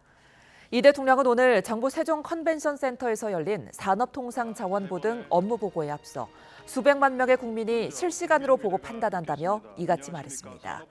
이어 실제로 확인해보니 지난해 관세청이 인천공항공사와 위탁 계약을 맺고 $10,000 이상 외화 반출 문제는 공항공사가 검색을 대신하기로 했다며 이를 기사에 달린 댓글을 보고 알았다고 설명했습니다. 그러면서 업무 보고를 공개하는 것도 이런 이유라며 직접 민주주의 강화에 우리도 적응해야 한다고 강조했습니다. 검찰이 서울 서부지법 폭동의 배후로 의심받는 전광훈 사랑제일교회 목사와 보수 유튜버 신혜식 씨에 대해 경찰이 신청한 구속영장을 반려했습니다. 서울경찰청 안보수사과는 지난 12일 특수건조물 침입과 특수공무집행 방해 교사 혐의로 전 목사와 신 씨에 대해 구속영장을 신청했습니다. 검찰은 어제 저녁 보완 수사를 요구하며 경찰에 구속영장을 반려했습니다. 경찰은 검찰에게서 관련 기록을 넘겨받은 뒤 보완 수사를 거쳐 구속영장을 재신청할 방침입니다. 국회 정무위원회가 국정감사 불출석을 이유로 창업주인 김범석 쿠팡 INC 의장을 고발하기로 했습니다. 정무위는 오늘 전체 회의에서 국회 증언감정 법률 위반 혐의에 따른 김범석 증인에 대한 고발의 건을 의결했습니다. 국민의힘 강민국 의원은 김범석 증인이 주권자인 국민이 부여한 국회 기능을 무력화했다며 필요하다면 미국 국세청이나 증권거래소 등의 공문을 보내 자료를 확보해야 한다고 주장했습니다. 정은경 보건복지부 장관은 탈모 치료에 건강보험을 적용할 경우 재정에 상당한 영향을 줄 거라며 재정 영향을 종합적으로 평가하겠다고 밝혔습니다. MBC 라디오 김종배의 시선집중에 출연한 정 장관은 유전적 탈모에도 건보를 적용하면 재정에 상당한 영향을 줄 것 같으냐는 진행자의 질문에 그럴 거로 생각한다고 답했습니다. 또 취업이나 사회적 관계, 정신건강에 영향을 줄 수 있다는 점에서 이재명 대통령이 탈모를 생존 문제로 표현한 것 같다며 재정에 어떤 영향을 미칠지 종합적으로 분석하고 검토할 계획이라고 설명했습니다. 음주 측정을 어렵게 하려고 술을 더 마시는 행위를 이른바 술타기라고 하죠. 지난해 가수 김호중 씨의 음주 뺑소니 사건을 계기로 처벌 대상이 됐는데요. 운전면허 취소도 예외 없이 적용된다는 행정심판 결과가 나왔습니다. 이종원 기자입니다. 이른바 술타기 수법은 가수 김호중 씨의 음주 뺑소니 사건으로 공론화됐습니다. 지난 2024년 5월 음주운전을 하다 사고를 낸 김 씨는 매니저로 운전자 바꿔치기를 시도했고 도피 중 캔맥주를 추가로 산 사실도 드러났습니다. 술을 더 마셔 사고 당시 혈중 알코올 농도를 알 수 없도록 하는 술타기를 통해 처벌을 피하려 했다는 의혹이 제기된 겁니다. 김 씨는 결국 음주운전 혐의는 빠진 채 재판이 넘겨져 징역 2년 6개월을 확정받았습니다. 검찰 성립 시작하고 따로 하실 죄송합니다. 끝나고 말씀드리겠습니다. 죄송합니다. 김 씨 사건 이후 모방범죄까지 잇따르자 김호중 방지법으로 불리는 도로교통법 개정안이 국회를 통과했고 지난 6월부터 시행에 들어갔습니다. 술에 취한 상태에 있다고 인정할 만한 이유가 있는 사람이 음주 측정을 곤란하게 할 목적으로 추가로 술을 마신 행위를 음주 측정 방해 행위로 규정해 금지한 겁니다. 이를 어길 경우 초범인 경우에도 1년 이상 5년 이하의 징역이나 500만 원 이상 2천만 원 이하의 벌금으로 처벌하도록 했습니다. 특히 소지한 모든 운전면허도 취소하도록 했는데 이 조항은 예외 없이 적용된다는 행정심판 결과가 나왔습니다. 국민권익위원회 소속 중앙행정심판위원회는 최근 음주 측정 방해 행위를 이유로 운전면허가 취소된 A씨의 행정심판 청구를 기각하면서 해당 규정은 재량의 여지가 없다고 판단했습니다. 음주 측정 방해 행위를 한 운전자의 모든 운전면허를 반드시 취소하도록 정하고 있어 재량의 여지가 없는 기속행위에 해당한다는 이유로 권익위는 음주 측정 방해를 위해 술을 더 마시면 예외 없이 면허를 취소해야 한다는 의미라고 설명했습니다. YTN 이종원입니다.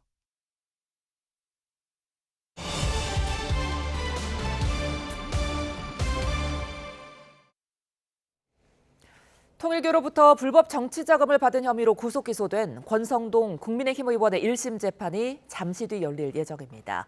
경찰은 한학자 통일교 총재 접견 조사를 가며 정치권 금품 수수 의혹 수사에 속도를 내고 있는데요. 통일교 수사 상황과 함께 특검 수사 내용 서정빈 변호사와 함께 이야기 나눠봅니다. 안녕하십니까? 네, 안녕하십니까? 자, 잠시 뒤에 열릴 권성동 의원의 1심 재판. 이 결과에 따라서 지금 통일교 금품 수수 의혹을 받고 있는 다른 정치인들의 수사에도 좀 영향이 있겠죠? 네, 상당히 영향을 줄 것이다라고 예상이 됩니다. 일단 권 의원 사건에서 결국에는 유죄가 인정이 된다라고 한다면 법원에서는 통일교 측에서의 그런 전방위 로비에 대해서 어느 정도 인정을 했기 때문에 유죄가 나오는 것일 거고, 그렇기 때문에 유사한 방식으로 금품이 전달되었다라는 그런 의혹이 제기된 전현직 의원들에 대해서도 마찬가지로 그 의심이 상당히 커질 수밖에 없습니다.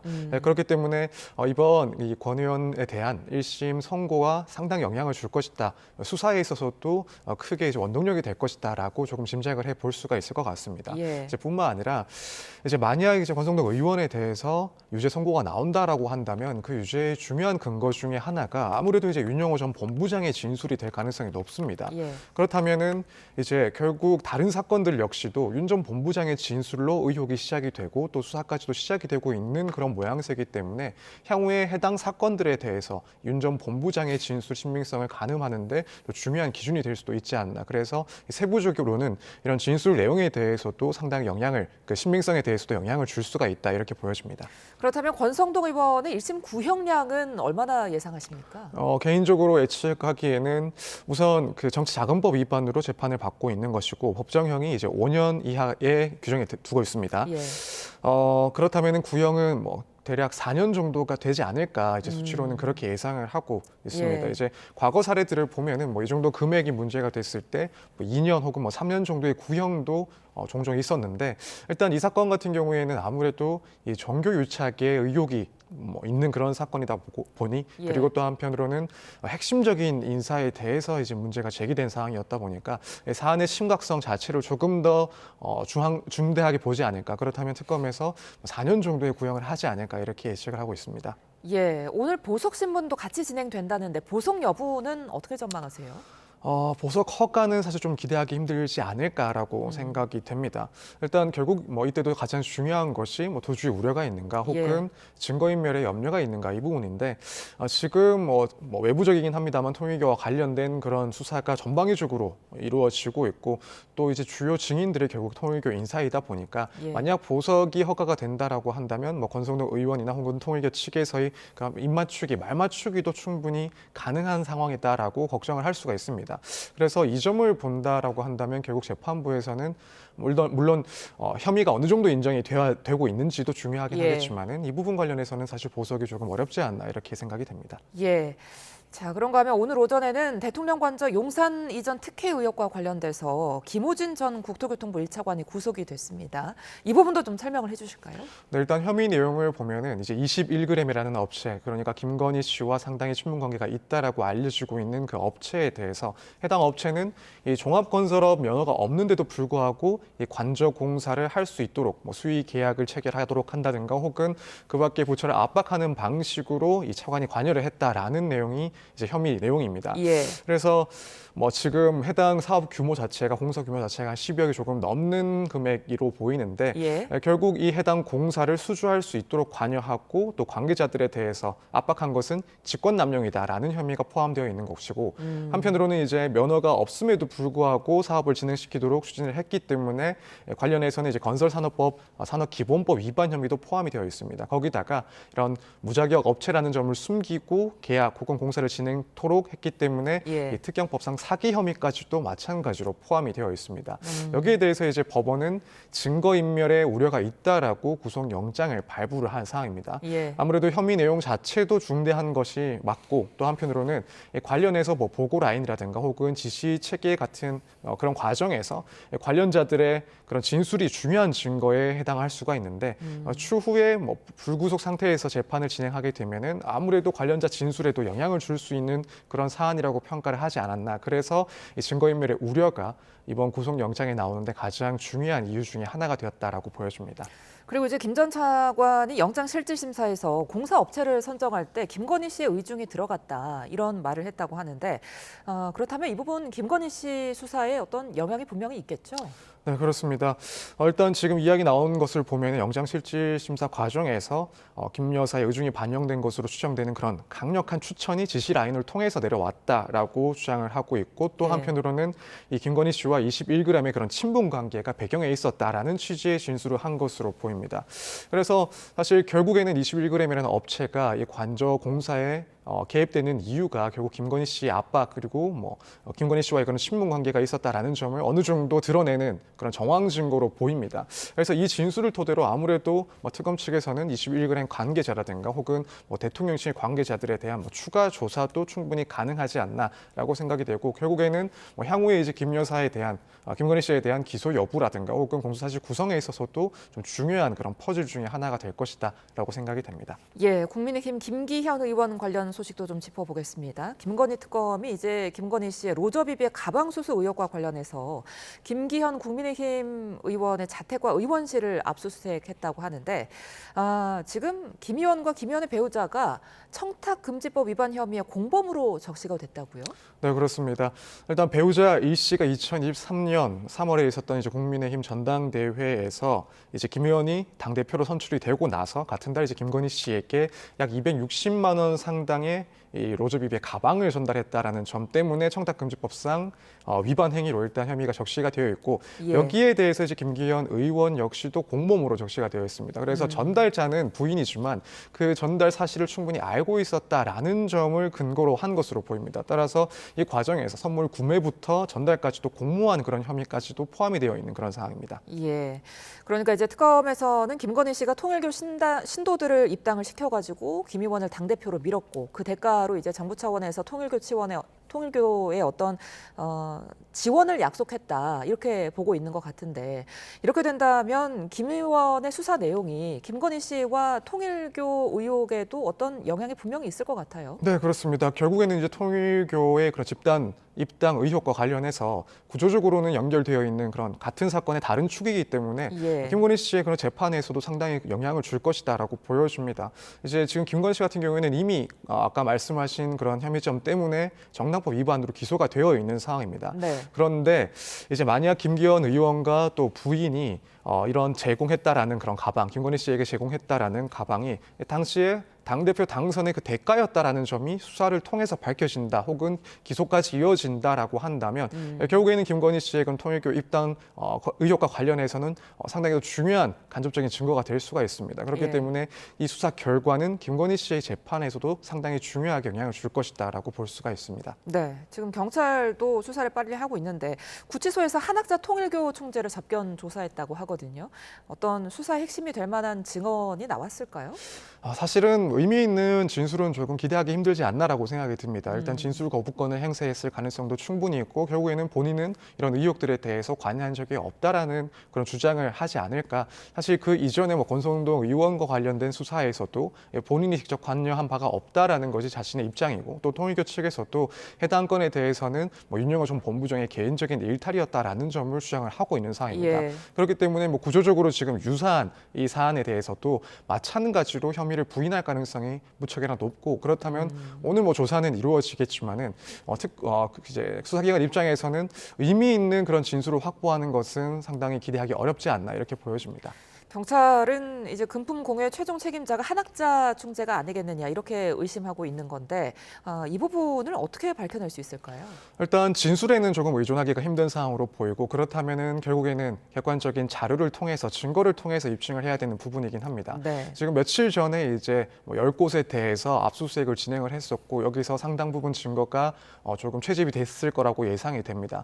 특히 이제 중요한 증거라고 보이는 것은 이 내부 문건들 그러니까 한학자 총재와 관련해 관련해서 당시에 뭐 관련된 여야 정치인들을 만났다라는 점이 어느 정도 보이는 그런 일정과 관련된 문서 혹은 보고 문서 같은 경우에는 사실 뭐 지금 와서 그 증거들이 뭐 조작되었다라고 보기도 힘든, 그래서 신빙성이 상당히 높은 증거들이라고 예측이 됩니다. 그렇기 때문에 이런 문건들이 당시 정황을 구성하는 데 있어서 상당히 중요한 역할을 할 것으로 보이고, 그 밖에 이제 자금의 흐름과 관련해서 뭐 장부라든가 혹은 이 계좌의 흐름 역시도 상당히 중요한 증거 중에 하나라고 생각이 됩니다. 그래서 일단 진술로는 혐의 사실을 충분히 입증하기는 어렵지만은 말씀드린 이런 관련된 자료, 특히나 당시 시점에 작성된 그 자료 같은 경우에는 상당히 신빙성이 인정이 될 수가 있기 때문에 이것들로 일단 혐의점에 대해서 사안을 재구성해 볼 수가 있고 상당히 중요하다. 그리고 이걸 토대로 해서 추가적으로 의미 있는 진술을 이끌어낸다든가 혹은 이런 자료 검토를 통해서 다른 관련자들에 대한 진술을 확보하는 방식도 충분히 예상을 해볼 수 있기 때문에 이런 점들에 대해서 수사를 상당히 집중하지 않을까라고 생각이 됩니다.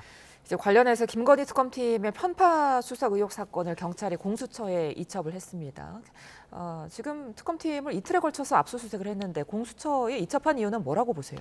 일단 공수처에 이첩한 이유는 결국 관할 문제가 가장 큽니다. 일단 특검팀 내에 이제 파견되어 있는 그런 공직자 중에는 검사들이 포함되어 있고, 이 검사 같은 경우에는 결국에는 결국에는 이제 공수처에서 그 관할을 삼고 있는, 수사 대상으로 삼고 있는 그런 대상자들입니다. 그렇기 때문에 경찰에서는 이 특검에 관할권이 있는 사안이다라고 판단을 했기 때문에 이첩을 한 것으로 보이고, 사실 뭐 다른 이유를 찾기는 조금 힘든 것 같습니다. 그래서 일단 법률상 이 공수처의 수사 대상이기 때문에 수사가 넘어간 것이고, 마찬가지로 이제 이 공수처에서는 당시의 의혹과 관련해서 특히 여권 정치인들에 대한 그런 의혹들에 대해서는 고의적으로 사건을 뭐 방치를 했다든가 혹은 덮으려 했다라는 그런 정황들이 있는지 이 부분을 중점적으로 수사를 시작할 것으로 보여집니다. 네, 경찰의 조사가 상당히 빠르게 이루어지고 있는데 경찰이 이제 이른 시일 안에 검찰에 송치할 가능성도 크죠? 네, 그렇습니다. 왜냐하면 이제 공소시효 문제가 걸려 있는 사안이기 때문에 그렇습니다. 앞서 이 의혹이 제기됐을 때도 공소시효 문제가 항상 이야기가 됐었습니다. 왜냐하면 이 사건의 의혹이 시작되는 시점이 대략 2018년 정도부터인데 2018년 같은 경우에는 지금으로부터 7년여가 지난 상황입니다. 그렇기 때문에 예컨대 정치자금법 문제로 가게 되면은 공소시효가 7년이기 때문에 이 사안에 대해서는 공소시효가 이미 완료됐을 가능성도 있다 보니까 상당히 이제 그 공소시효가 민감한 그런 사안이고, 물론 뭐 뇌물죄로 이유를 하면은 조금 더 시효가 늘어날 수 있긴 합니다만 어떻게 될지 모르는 상황에서 경찰 입장에서는 최소한 공소시효가 만료돼서 수사를 더 이상 할 수 없다라는 점은 피하고 싶어 할 겁니다. 그래서 지금 어느 정도 좀 늦은 시점이기도 하지만 지금 이 시점에서 이첩받은 시점에서 상당히 신속하게 수사를 진행을 하고 또 이제 사건의 그런 넘어가는 이첩까지도 상당히 좀 빠르게 진행이 될 가능성이 높다 이렇게 보여집니다. 예, 근데 이 공소시효가 검찰이 법원에 공소장을 접수해서 기소까지 마쳐야만 정지가 된다고요? 네, 그렇습니다.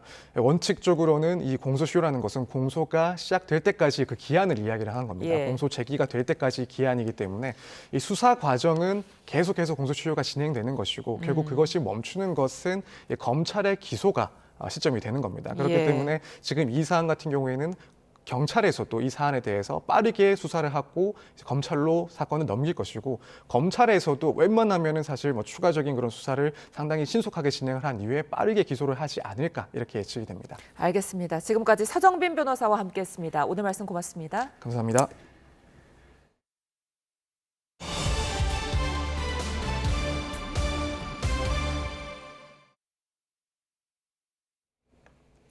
트럼프 미국 대통령의 최측근으로 평가받는 수지 와일스 백악관 비서실장이 트럼프 대통령과 측근들을 신랄하게 비판한 인터뷰 기사가 공개됐습니다.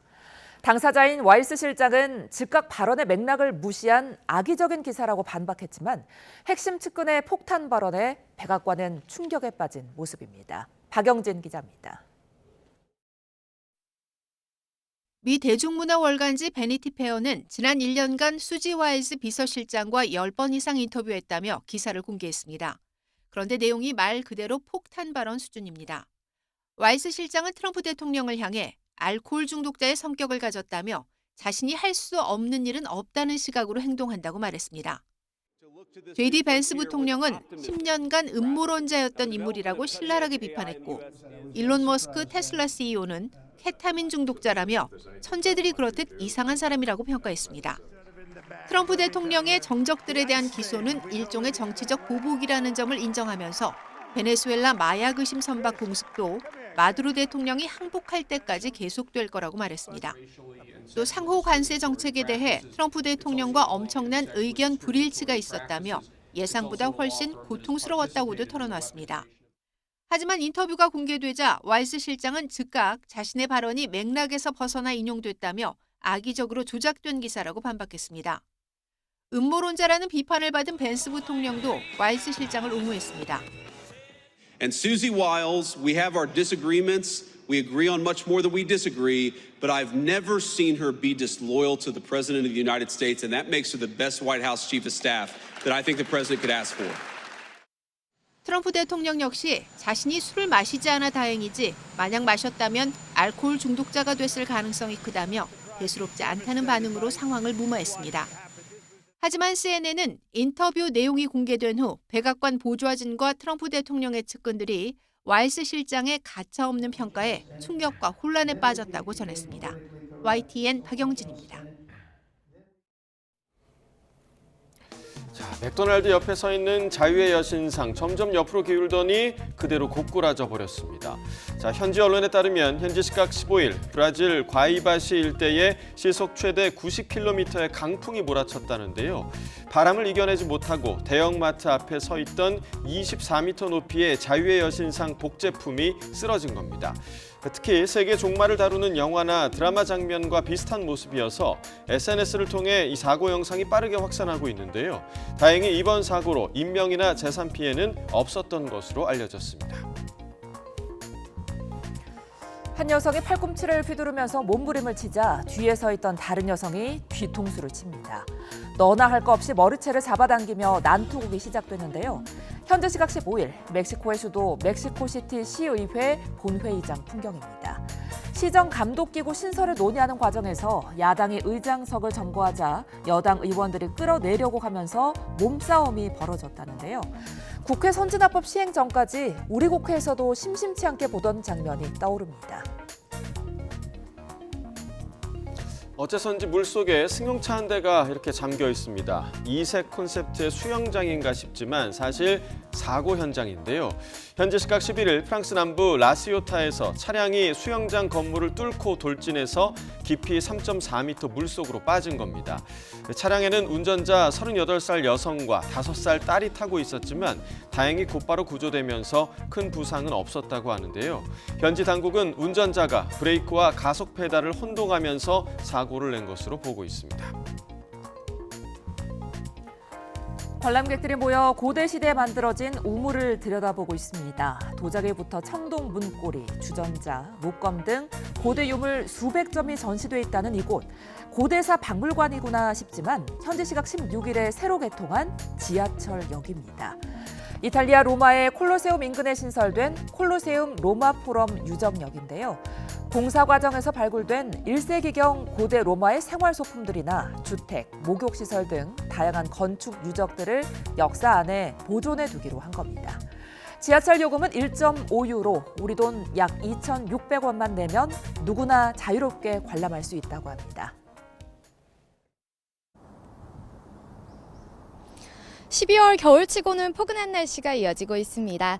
현재 서울 기온은 영상 5.6도로 예년 기온을 3도가량 웃돌고 있는데요. 추위가 주춤하니 대기가 정체되고 있습니다. 제 뒤로 보이는 서울 하늘이 초미세먼지로 인해 뿌옇게 흐려진 걸 확인하실 수 있습니다. 오늘 호흡기가 약하신 분들은 외출 시 대비해 주시기 바랍니다. 오늘 내륙 하늘에는 구름만 다소 지나고 있습니다. 현재 수도권과 충청, 전북과 경북의 초미세먼지 농도가 나쁨 수준 보이고 있는데요. 오늘 그 밖의 지역도 일시적으로 공기가 탁해질 수 있겠습니다. 오늘 낮 기온은 서울 7도, 광주 10도 등 어제와 비슷하거나 조금 높겠습니다. 오늘 동풍의 영향을 받는 동해안 지역은 5mm 안팎의 약한 비가 내리는 곳이 있겠고요. 기온이 낮은 강원 산간에는 1에서 3cm의 눈이 내려 쌓이겠습니다.